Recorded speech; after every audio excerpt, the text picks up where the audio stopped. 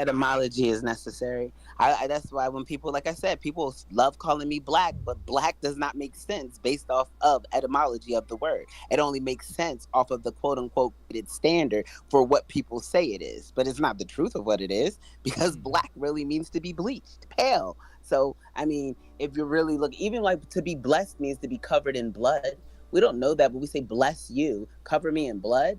I mean, like they say that as a symbolism of being covered with the Passover and making sure that there's blood over you for so you're okay. You're not no there no harm should come to you. And that's what blessed is supposed to mean. But again, like I said, you look up the etymology of blessed, it means to be covered in blood. Just like black means to be bleached or pale. But we'll use this as the standard to define something and then only to find out that it's incorrect.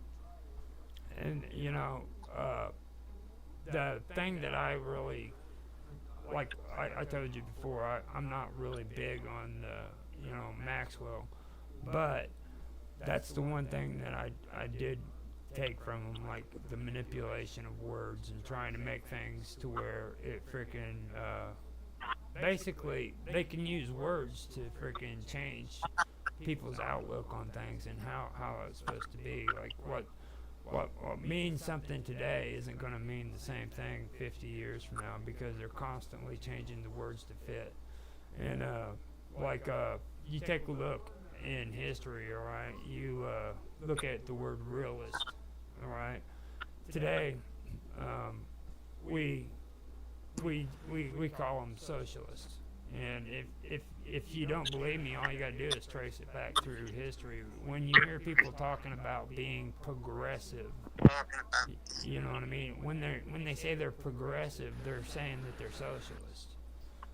That's all that means. It's and then the realist is where it started. Everybody says they're realists. Well, realist is another word that frickin' changed from realist uh, into into another word, and then that word changed Socialist? to another word, and then eventually we come up with the socialist. You know what I mean? Being socialist. So that's basically how it It's just works. because of comfort. But that's what they. Whatever makes people feel comfortable. It's to hide the fact of who they are too. You know what I'm saying? It's like they don't want you to know that freaking socialism is the same thing as what realism was back in the freaking 17, 1800s. Because then you be uncomfortable. Right. I want you to be comfortable.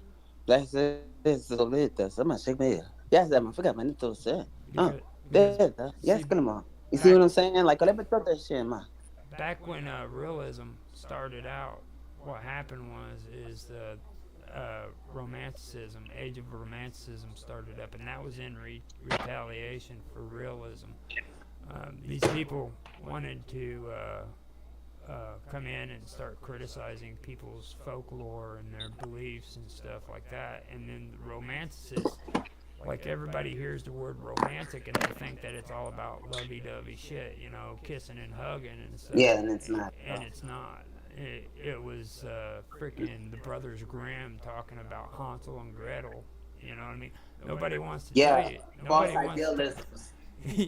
Nobody wants to tell you that freaking the story freaking wasn't as happy as what they think it was. They were abandoned in the woods by their parents, and it wasn't the evil mom, it was both of them. And there was no good dad out of it, and they come back and he accepted them into the home. That was never a part of the story. And the reason why they wrote that story is because that was happening in Germany. People were so poor that they freaking were abandoning their kids in the wilderness to starve to death. It was something that was actually going on. You see, That's insane. yeah. And realists don't want you I to don't know care how that. much I'm starting. You know what I mean? Realists don't want you to know that stuff.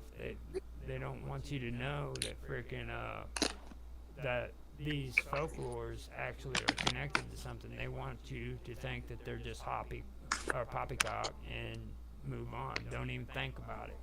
or they want to discredit history because it doesn't coincide with the freaking evidence presented, you know.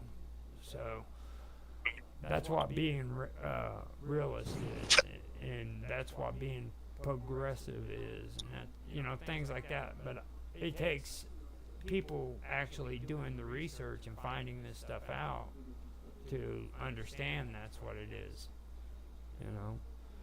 Oh, you mean getting uncomfortable? They don't like to be uncomfortable. Right. That might make them actually have to do something. And with great knowledge comes great responsibility, Oh, and history's people are lazy. You know what I mean? history They rather just commit and submit to history corporate is ugly. It's or the ugly as man with the shit. money. The ugliest thing you can ever Yeah. look at is history, man, because there is nothing pretty about it. Okay, you're gonna go through different And real stages. history, not anything in these Yeah, books. The real stuff, the doing the research like you do, the nitty gritty. Yeah. it's very disgusting. You're gonna run across things that you don't want to look at. You know, I was really I've amazed. been committed since about 2011, and that, like, I mean, I stop when it gets to be too overwhelming and too consuming. Like, yeah, guys, I'm last year 13th year mastery. We're 13th year mastery now, and so when I say that it get, and it was 2010, honestly, but when I say history and indulging and the completely submersing myself into these different concepts and allowing it to take me where I have to go in order for me to figure out what has to be known, like it makes you uncomfortable. And if you're Yeah, stuck, I don't like to say stuck in your ways, but you're used to a certain thing, it makes it a little bit more difficult to commit to. So I've taken plenty of breaks because when I get to feel like it's system overloaded, I have to process because wow, I never saw that coming type of thing. I'll yeah. take a break. But a lot of people, as soon as they see something they disagree with, they walk away from it completely, and they don't never even. I love to learn. Like I love to know more about something that I know very minimum about. So for me, once I'm there and that door has been open, it's only right for me to walk through it, see what different type of rooms are behind here. Oh, what's behind that door? Oh, well, that's a pretty flower. It's like being at the flea market. I mean, it's a whole bunch of stuff, all because I went to this one location. It's like being on mines. Well, like with history, I treat it like a lot of other things that I learned. Like there was a thing that was explained to me about. Have you ever heard of, you know, the box and being in the box? A lot of people like The to. only box I've ever heard about was okay. Well, I've heard it used as slang, but the only box I ever heard about was like the one on the airplane. We're not talking about that one. No, no, no. What Mm-mm. it is basically, you know, everybody's in a box, okay, Oh yeah, and it's and the thing is everybody who's in that box, and this pretty much is everybody. They want to stay in that box because they feel safe and secure. Now, every once in a while they'll step outside of the box, but then they get scared and they run back to the box. yeah, because it makes them feel comfy. Okay, because that's their comfort. Now, it's okay to have the box, okay, and a lot of people get that mixed up. They think that that's their hindrance, but it's okay to have that box. It's also okay to step out that box and do something new. You And know, drag the box along with you no, just in I case mean, you have to run back to it. if it gets out of hand, go back to that box. But the key to it is always remember that you still need to leave the box and try to learn new things. You know what I'm saying? Don't get stuck to where you're in that box, not willing to step out of it and learn something new. And that's how I've had to deal with history because I mean I think everybody does it. Like you go through and you read that stuff and it gets really overwhelming. But what I did is I just went back to the box. And when I felt comfortable enough to go back and look at it, I'll step out of the box and I'll learn something new. But until then, I'm okay. I mean, there's nothing wrong with that whatsoever.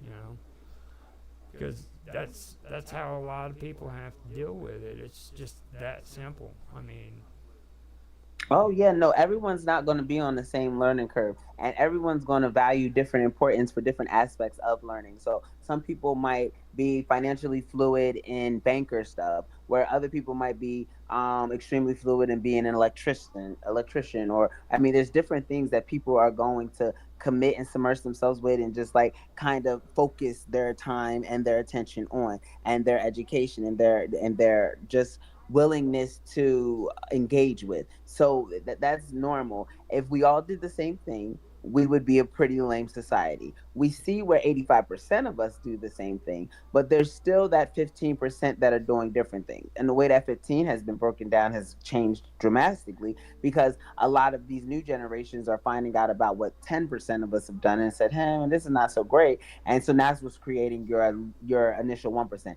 Everyone sees it as this is what it is, without really doing the work to figure out how. Like, we're still looking outside. We're looking at what other people wrote about. We're looking at what other people said. How did this people person view this? We're still not looking at the answer, looking for the answers in the correct places. We're all still looking at answers from man. But the answers are not going to come from these old findings or these old.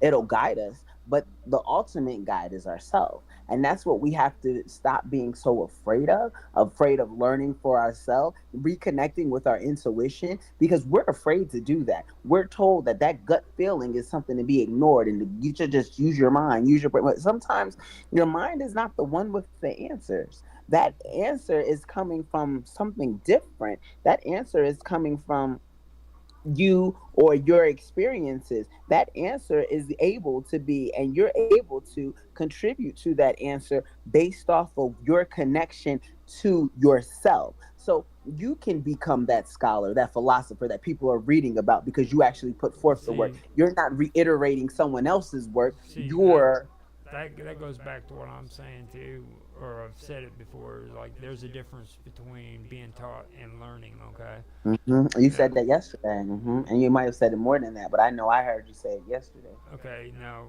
what I'm referring to there is like there's it's really hard to find people who honestly want to learn. I mean, and a lot of these kids in school are the same way. You know why they go to school? They go to school because, first Money. of all, their parents are forcing them to go to school.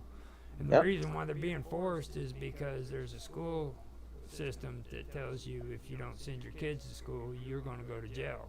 All right, so they're being forced into school, and after they get forced into school, they're only doing what they're freaking being told to do because Which, just so we can they clear don't that misconception, you can send your kids to homeschool. You just may or may, depending on they what county you have but to see register. but see what it comes down to is they don't actually genuinely want to learn like for the sake of learning.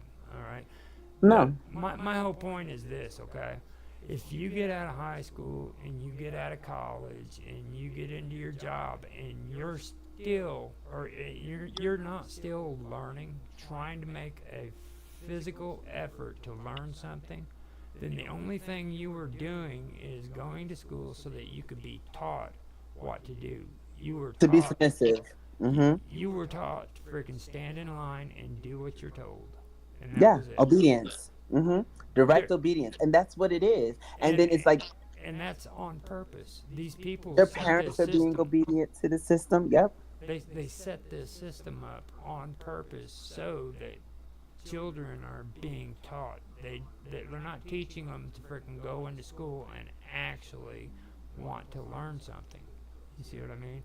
They're So not even presenting the knowledge in a way that is makes it to where you would like to learn. Not to everyone, because you get those few people that are very interested in the way it's presented, but there in are most some. cases, it, yeah, there are some who love to, but you get to places to where it's like they're doing it just so that way. Even that's with the testing, they have them take these tests, these standardized tests that are supposed to test how much you know. But truth be told, how much are you utilizing? We're not teaching them anything that's necessary for sustainability. It's teaching them what's necessary to cooperate with the system, our corporation that has been created, and we have to have employees for it. So we're teaching you how to be a good employee. And unfortunately, when you get people that are telling them this, it's because, well, hey, listen, they don't have the shiny money. Don't listen to them. This, look. If you listen to me, you get this. But they don't. I mean, like,